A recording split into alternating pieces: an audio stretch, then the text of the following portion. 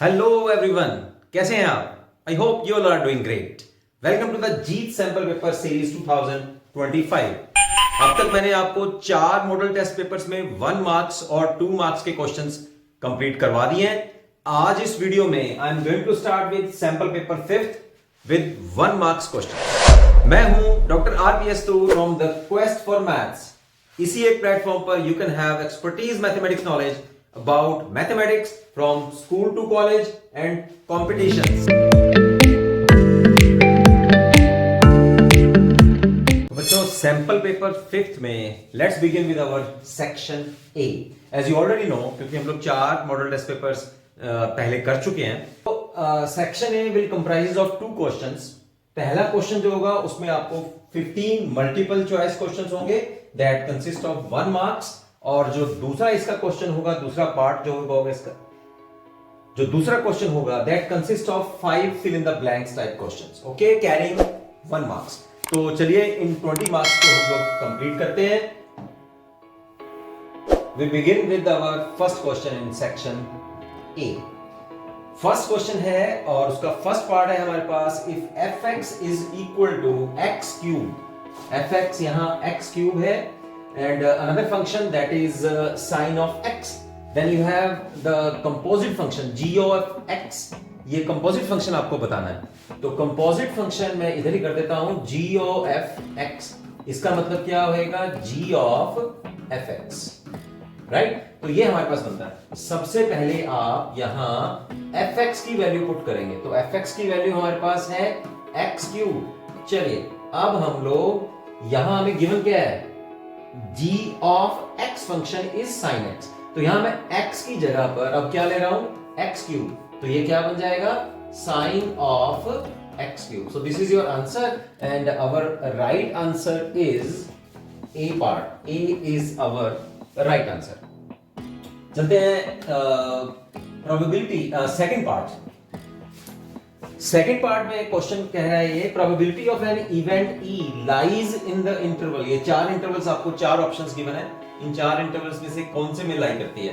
देखो, प्रोबेबिलिटी की जो डेफिनेशन है उसमें हम लोग देखते हैं कि probability of impossible event, impossible event की प्रोबेबिलिटी क्या होती है, 0, और पॉसिबल इवेंट की प्रोबेबिलिटी क्या होती है, जो हमेशा मतलब पक्का हो कि जो होना ही होना है ना, डेफिनेट इवेंट जिसका पक्का बताओ कि वो होगा ही होगा, तो उसकी प्रोबेबिलिटी होती है 1। यानी कि 0 और 1 इंक्लूड है, और उसके बीच में क्या 1/2 भी हो सकती है, 1/3 भी हो सकती है, ये हमने देखा है पूरे चैप्टर में। तो यहां इसका मतलब क्या बना, यहां A part, A option is the right option, क्योंकि यहां 0 और 1 इंक्लूडेड है because you have ever closed bracket. Second में देखिए, यहां 0 ओपन ब्रैकेट में है और 1 जो है वो भी ओपन। इसका मतलब क्या हुआ कि 0 और 1 नहीं है, उनके बीच में प्रोबेबिलिटी है, तो ये गलत ऑप्शन है। फोर्थ में देखो, 0 ओपन में है, 1 क्लोज में, इसका मतलब है कि 0 इंक्लूड नहीं है, 1 इंक्लूड है, तो ये भी नहीं है। और यहां है 0 इंक्लूड है, 1 इंक्लूड नहीं है, तो ये भी गलत है। First option is the right option. Third part की ओर चलते हैं। थर्ड पार्ट में let R be the relation, और ये डिफाइन कैसे है, R is defined by A B all pair ordered pair of elements such that their difference is 5। और यहां जो फर्स्ट एलिमेंट है, the first element that is A, वो 7 से बड़ा होना चाहिए, और उसका सेकंड एलिमेंट के साथ में डिफरेंस जो हो वो 5 होना चाहिए। तो यहां आप बताओ कि ऐसा कौन सा इंटरवल है जो सेट ऑफ रिलेशन, यानी कि जो रिलेशन हमें गिवन है उसमें बिलोंग करेगा। तो यहां आप चेक करके देख लो फटाफट से। यहां ए पार्ट लेते हैं, ए पार्ट में 7 जो है दैट इज ए, और जो 2 है that is B according to our this given set, okay, set of relation. तो यहां इनका डिफरेंस ले लो फिर, a माइनस बी। सबसे पहले आप देखो कि a जो है वो 7 से बड़ा होना चाहिए, तो 7 से इक्वल नहीं होना चाहिए, तो इसका मतलब क्या है कि ये a ऑप्शन जो है वो गलत है। अब चलते हैं बी ऑप्शन, सी ऑप्शन और डी ऑप्शन की ओर। बी ऑप्शन में आपको 15 है, a है ना, जो फर्स्ट एलिमेंट है दैट इज ए, और जो सेकंड एलिमेंट है इस ऑर्डर पेयर ऑफ एलिमेंट्स में ए की जो वैल्यू है, बी पार्ट करवा रहा हूं, और जो बी की वैल्यू है दैट इज 12। अब इन दोनों का डिफरेंस देखते हैं, डिफरेंस कितना आना चाहिए, 5। चलो माइनस करो फिर, a माइनस बी, 15 माइनस 12, तो ये तो 3 आ गया, इसका मतलब ये भी सेट ऑफ रिलेशन में का एलिमेंट नहीं है। चलिए इसमें चलते हैं, आप सी पार्ट में चलते हैं। सी जो ऑप्शन है ना, उसमें ए की वैल्यू कितनी है 9 और बी की वैल्यू कितनी है 4।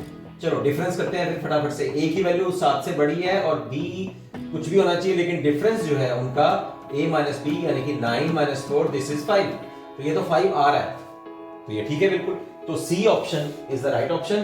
डी भी आप चेक कर सकते हैं, यहाँ a की वैल्यू 8 है, b की वैल्यू 2 है, लेकिन दोनों का डिफरेंस जो है दैट इज 6। कितना आना चाहिए? दोनों का डिफरेंस 5 आना चाहिए, तो D option is wrong option. C option is the only option that is right one.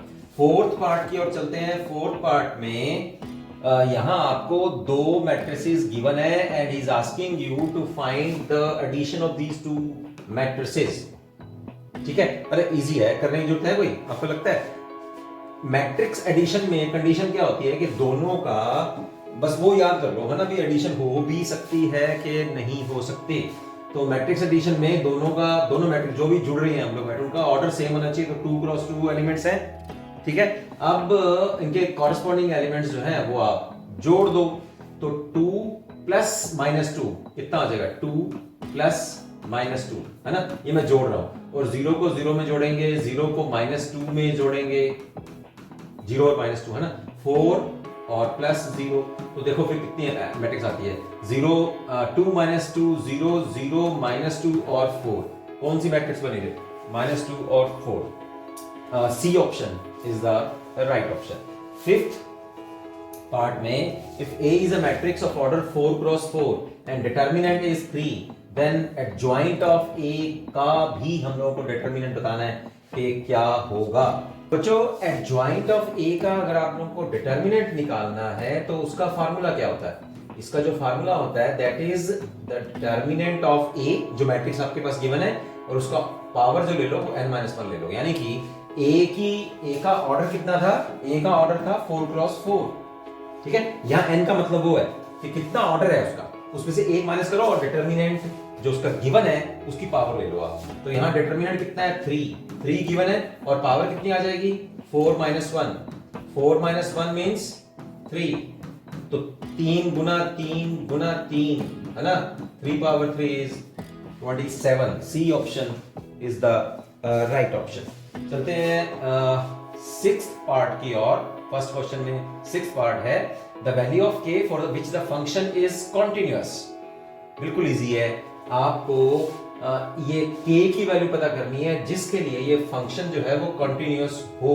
तो कॉन्टिन्यूअस होने का मतलब क्या होता है कि limit x approaches to 2 fx this is equal to f2। Functional value ये है, functional value at x equal to 2।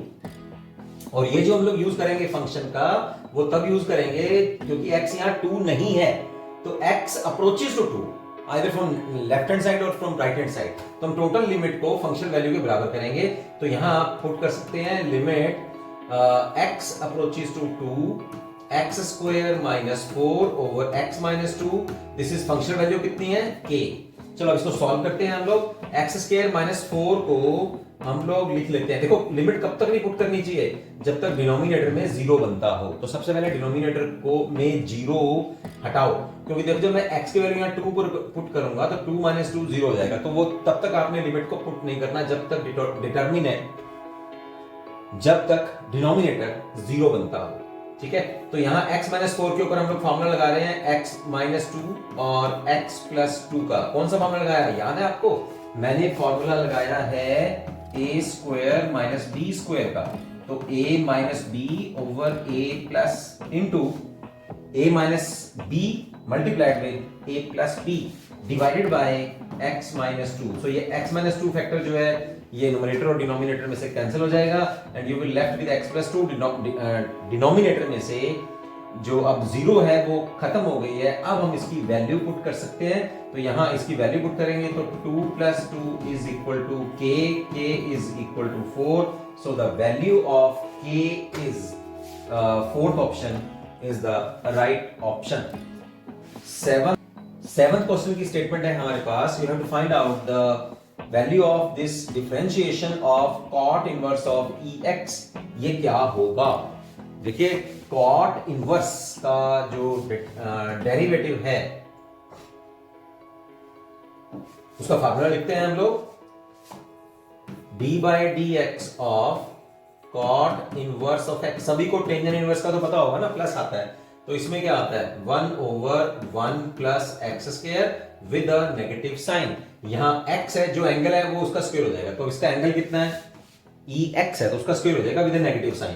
तो क्या आएगा -1/1 प्लस ई पावर एक्स स्क्वायर। अब स्क्वायर है तो ये मल्टीप्लाई हो जाएगा इधर, तो इसकी वैल्यू कितनी आएगी -1/1 प्लस ई पावर 2x, राइट। और फिर अंदर देखिए एक बार तो टोटल हम लोग, क्योंकि ये कंपोजिट फंक्शन है, ठीक, तो एक बार तो टोटल का हम लोगों ने डेरिवेटिव किया, फिर ex का भी डेरिवेटिव करना है, तो ex का डेरिवेटिव क्या हो जाएगा ex, तो यहां क्या आ जाएगा ex, ठीक है। तो आंसर कितना आया minus of ex divided by 1 plus e power 2x। B option is the right option.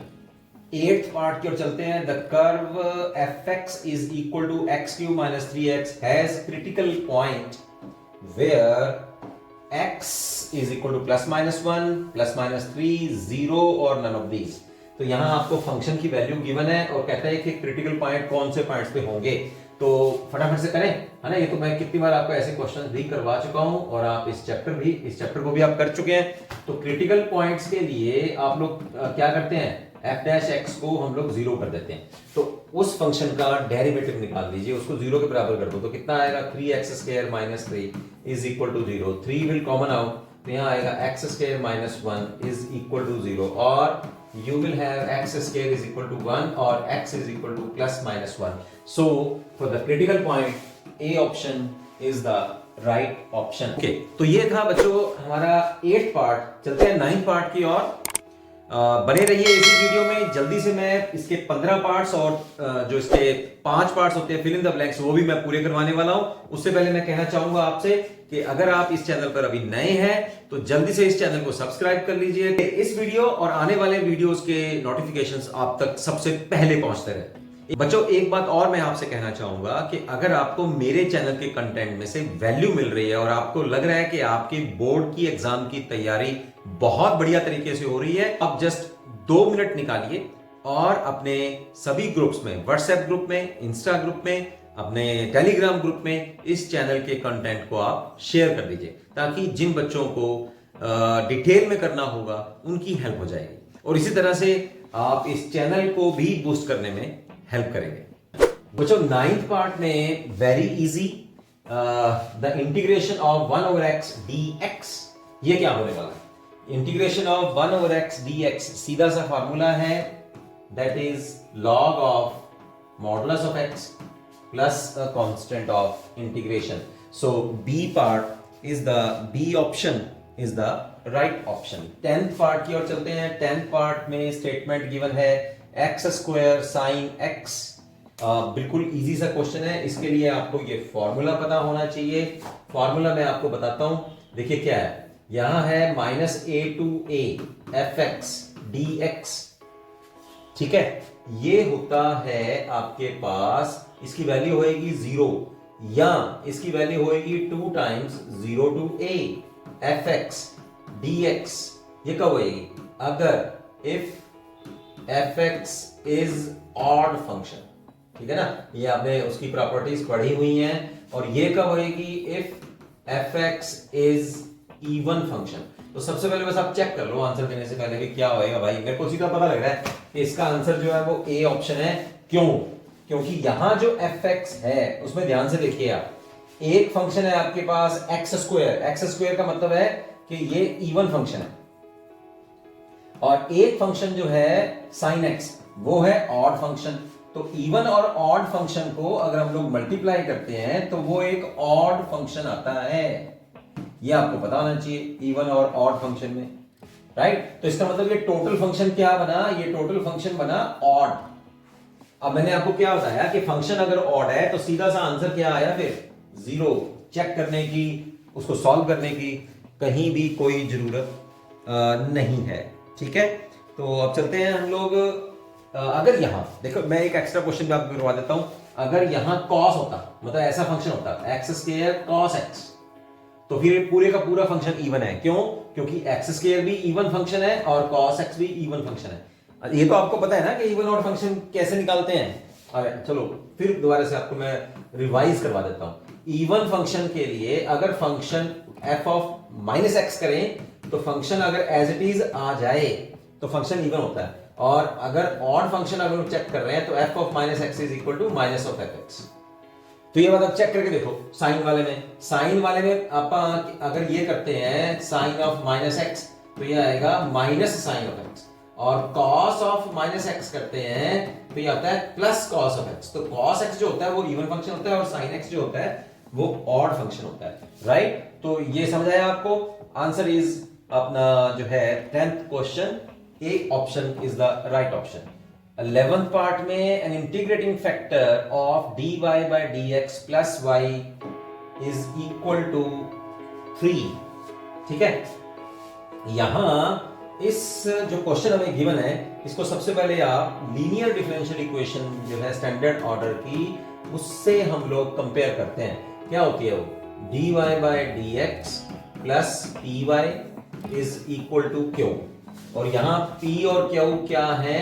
These are functions of x only, ये केवल x के फंक्शंस हैं। ठीक है, तो यहां आप कंपेयर कर लीजिए। The value of p is 1 and the value of q is 3। So what is the integrating factor? By our definition और by our formula, integrating factor is e power p dx। तो यहां आ जाएगा e power 1 dx। यहां क्या आएगा फिर? 1 का x के रिस्पेक्ट में इंटीग्रेशन करेंगे तो e पावर x आएगा। इंटीग्रेटिंग फैक्टर ही वो पूछ रहा था। So our A option is the right option. ठीक है, ये वाला ऑप्शन जो है 11th पार्ट में first option e power x। Okay, 12th question में जो 12th पार्ट है उसकी स्टेटमेंट देखते हैं। The vector product of two vectors is 0 if, दो वेक्टर्स की क्रॉस प्रोडक्ट कब 0 होती है? अगर उनके अंदर एंगल कितना हो? एंगल 0, क्योंकि क्रॉस प्रोडक्ट में फार्मूला क्या होता है? A B sine theta into N unit vector. अब साइन थीटा यानी कि थीटा एंगल जो है वो अगर 0 हो तो साइन 0 हो जाएगा, है ना, फिर क्रॉस प्रोडक्ट 0 हो जाएगी। अब 0 कब होता है एंगल? या तो लाइन कोइंसिडेंट हो या लाइंस आपस में पैरेलल हो। तो क्या लिखेंगे? A and B are parallel, A and B are non collinear. Non collinear का मतलब एक ही लाइन के ऊपर ऐसा, ठीक है, तो वो ना हो, ये तो ये गलत कह रहा है। फिर A and B are orthogonal, orthogonal का मतलब होता है परपेंडिकुलर आपस में, नन ऑफ दीज। तो जब पैरेलल होंगी ना तब एंगल 0 बनता है उनके अंदर। लोग समझ आया? तो A option is the right option. 13th part में स्टेटमेंट देखते हैं। If a dot a is equal to 0 then vector a is, दो सेम वेक्टर्स हैं, उनकी डॉट प्रोडक्ट 0 है, तो वेक्टर क्या होगा? Proper vector, free vector, null vector और नन ऑफ दीज। इनमें से कौन सा होगा ये वेक्टर? आप बताइए। इसमें से जो ऑप्शन बनता है that is your null vector. ये नल वेक्टर की आप ऑलरेडी डेफिनेशन देख चुके हैं अपने चैप्टर में। ओके, तो ये नल वेक्टर बनता है आपके पास। चलिए थोड़ा सा मैं इसको सॉल्व करके बताता हूं कि ये कैसे नल वेक्टर होगा। अब दो सेम वेक्टर्स हैं हमारे पास, a डॉट a, ठीक है, उनका डॉट प्रोडक्ट कितना है? 0 है। तो यहां इसका मतलब क्या बनेगा? इसका मतलब ये बनेगा कि a वेक्टर का square, a dot a means a vector का स्क्वायर कितना है? 0 है। किसी वेक्टर का स्क्वायर जो है अपने मॉडुलस के स्क्वायर के बराबर होता है। The square of a vector is equal to the square of its modulus. Value same आती है, ये भी फॉर्मूला है, मैं आपको फटाफट से बताता जा रहा हूं, ठीक है। अब यहां अगर किसी वेक्टर का स्क्वायर 0 है, उसके मॉडुलस का स्क्वायर 0 है, इसका मतलब क्या होएगा कि खुद वेक्टर जो है दोनों तरफ अंडर रूट लेंगे, स्क्वायर रूट लेंगे, तो खुद वेक्टर जो है वो क्या है? 0 है। That means 0 means a 0 vector. Okay, तभी उनकी डॉट प्रोडक्ट जो है वो 0 स्केलर आई हमारे पास, ठीक। तो वेक्टर क्या हुआ हमारे पास? 0 वेक्टर, यानी कि null vector. So C option is the right option. 4th जो इसका पार्ट है उसकी स्टेटमेंट देखिए, कहता है direction ratios of this line. तो इतने क्वेश्चन जो हम लोगों ने किए हैं सैंपल पेपर 1 से 4 में, ऐसा क्वेश्चन कहीं ना कहीं आया और मैंने आपको बताया कि सबसे पहले आप उसको स्टैंडर्ड फॉर्म में कन्वर्ट कर लीजिए।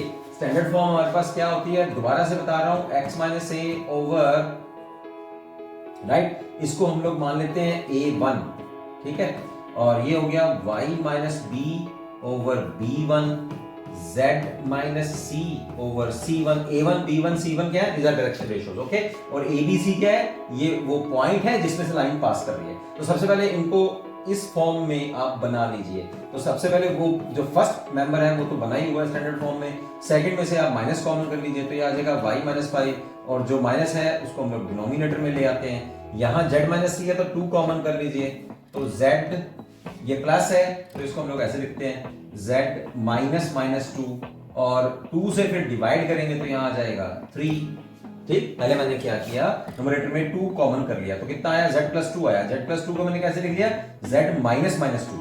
अब आप फटाफट से इसमें से डायरेक्शन रेशियोज चूज कर लीजिए। जो डिनोमिनेटर वाले हमारे पास वैल्यूज हैं 3 minus 1 3, so C option is the right option. चलते हैं मल्टीपल चॉइस क्वेश्चंस में। जो लास्ट पार्ट है हमारे पास 15th part, the maximum value of z subject to this constraints. इन कंस्ट्रेंट्स को लेते हुए z की मैक्सिमम वैल्यू आपको बतानी है कि क्या होएगी। तो सबसे पहले यहाँ इक्वेशंस देख लेते हैं हम लोग। ये इनइक्वालिटी से हमारे पास जो इक्वेशन बनेगी that is x plus Y is equal to 4, और x की वैल्यू जो है वो 0 से बड़ी है, 0 और 0 से बड़ी है। तो यहाँ सबसे पहले अगर यहाँ हम लोग 0 ले लेते हैं तो y की वैल्यू 4 आ जाएगी, ठीक है। x की वैल्यू 4 है तो y की वैल्यू 0 आ जाएगी इस इक्वेशन के हिसाब से। अब इन दोनों वैल्यूज को जो हम लोग यहाँ पुट करके देख लेते हैं कि कौन सी वैल्यू के लिए z की जो है वो मैक्सिमम वैल्यू आएगी। अगर इस लाइन का हम लोग ग्राफ बनाते हैं तो इस तरह से इसका ग्राफ बनेगा, ठीक। यहां x का डिस्टेंस कितना है 4, तो ये पॉइंट क्या हो गया हमारे पास 4 0, और ये वाला पॉइंट कौन सा हो गया 0 4, ये भी डिस्टेंस हमारे पास कितना हो गया 4। तो देखिए ये जो इस इक्वेशन को सेटिस्फाई करता है। और ये हमारे पास जो फिजिबल रीजन है वो ये है, और फिजिबल रीजन में हमारे पास ओरिजिन भी है। तो हमारे पास ये 3 पॉइंट्स आ गए हैं। इन दोनों पॉइंट्स के अलावा तीसरे पॉइंट पे हम लोग इसकी वैल्यू को चेक कर लेते हैं। तो सबसे पहले 0 0 पर आप देखिए, at 0 0 the value of z is 0, at 0 4 the value of z is, यहां पुट करते हैं 0 4, तो यहाँ 0 into 3 0, और यहाँ आ जाएगा 4 है तो 20 आ जाएगी। और 4 0 पे चेक करते हैं तो z की वैल्यू आएगी, यहाँ x की वैल्यू हम लोग पुट करेंगे 4 और y की वैल्यू 0 पुट करेंगे तो ये आएगी 12। तो जो मैक्सिमम वैल्यू आ रही है दैट इज 20, और कौन से पॉइंट पे आ रही है 0 4 पे आ रही है। तो मैक्सिमम वैल्यू यहाँ हमारी है 20, okay. C option is the right option. चलो फटाफट से अब चलते हैं हम लोग फिल इन द ब्लैंक्स के जो 5 पार्ट्स हैं हमारे पास सेकंड क्वेश्चन में। सेकंड क्वेश्चन मल्टीपल चॉइस के अलावा फर्स्ट क्वेश्चन में 15 क्वेश्चंस हमारे पास थे। अब फिल इन द ब्लैंक्स में हमारे पास 5 ऐसे पार्ट्स हैं जिसमें 1 मार्क्स आपको मिल सकते हैं। चलिए let's do this question. The value of tangent inverse of 3 under the root, okay. सबसे आप मन में सोच के देखो कि 3 अंडर रूट वैल्यू कब होती है, जब टेंजेंट 60 डिग्री होता है, 1/3 अंडर द रूट। बस फिर इनवर्स लेंगे दोनों तरफ तो वैल्यू कितनी आएगी 60 डिग्री। तो यहां आप लोग ये लिख सकते हैं टेंजेंट इनवर्स ऑफ, टेंजेंट 60 लिख लो या π/3 लिख लो, ठीक है। तो ये आपस में कैंसिल हो जाएगा और वैल्यू कितनी आएगी 60 डिग्री। सो फर्स्ट पार्ट, जो फर्स्ट वैल्यू हमारे पास बनती है, फर्स्ट ऑप्शन में जो वैल्यू आंसर आता है हमारे पास that is your 60 degree, okay. Second part देखते हैं हम लोग। 2 डिटर्मिनेंट्स आपके पास बराबर हैं और x की वैल्यू जो है ही इज आस्किंग यू। तो 2 डिटर्मिनेंट्स को पहले आप सॉल्व कर लीजिए। सॉल्व कैसे करेंगे, ये यहां मल्टीप्लाई, 2 ऑर्डर के डिटर्मिनेंट्स हैं, इसको यहां मल्टीप्लाई, तो x की वैल्यू देखिए निकालते हैं। फिर यहां आ जाएगा 12x माइनस, और ये माइनस पहले से है, माइनस 14 है तो प्लस 14 हो जाएगा, and this is equal to 32, 8 चौक 32 और 7 6 42, ठीक है। ओके, तो यहां हमारे पास बनता है -10। अब इस 14 को हम लोग राइट हैंड साइड में ले जाएंगे, तो 12x इज इक्वल टू -24 और x की जो वैल्यू आएगी दैट इज -2। तो यहां x का जो आंसर है that is -2। Third part statement देखते हैं। If y is equal to tangent of x, then the derivative of y with respect to x at x equal to 0 is, direct value put करनी है आपको, right? तो सबसे पहले यहां dy by dx की वैल्यू निकाल लेते हैं, that is secant square x। अब x की वैल्यू जो है दैट इज 0, वो गिवन है कि आपको डेरिवेटिव की वैल्यू 0 पे पुट करनी है। तो at x equal to 0, the value of dy by dx secant square 0, cos 0 1 होता है, राइट? और तो secant जो उसका उल्टा है, तो secant 1/1 भी तो 1 ही होएगा। तो आंसर क्या बना फिर हमारे पास 1। फोर्थ पार्ट में direction ratios of this line, ये आपको वेक्टर फॉर्म में एक इक्वेशन गिवन है।